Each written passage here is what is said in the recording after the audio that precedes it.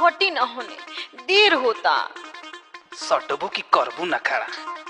जोन करे के बाद तुम जल्दी करे। काहे? देर होता, माई लागी मारे।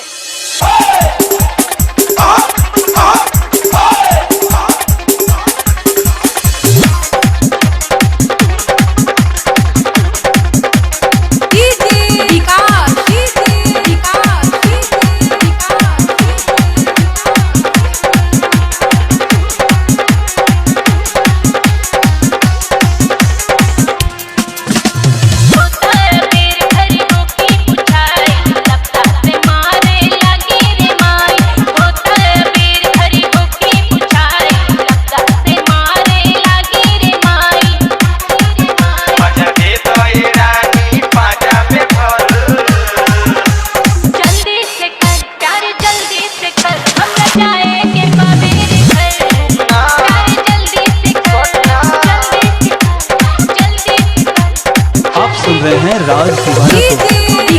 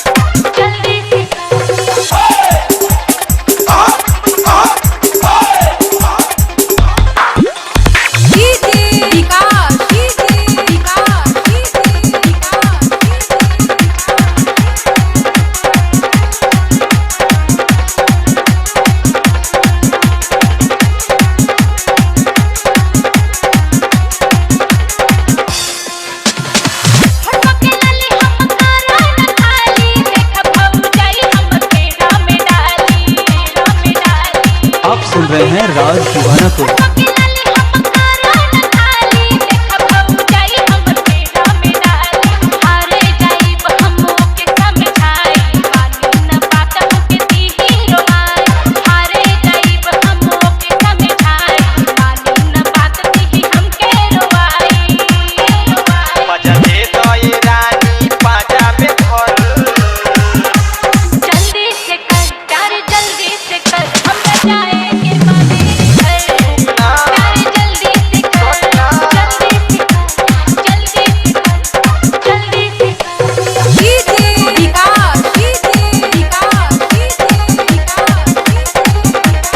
आप सुन रहे हैं राज दीवाना को।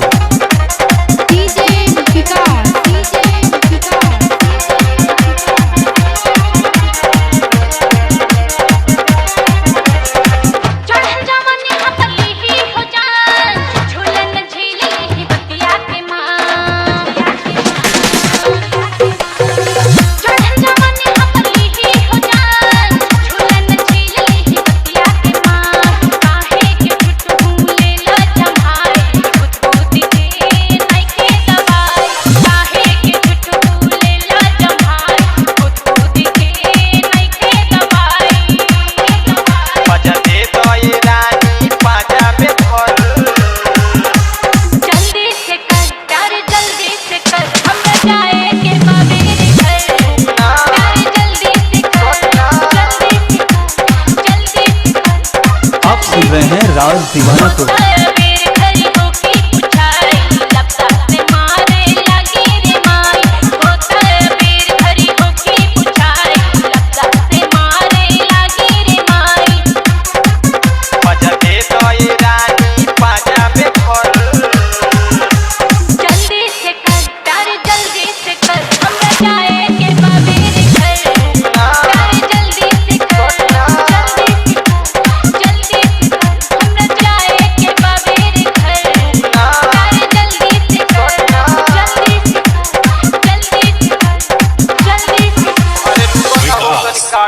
पकड़ा जाए तो तबे नु करे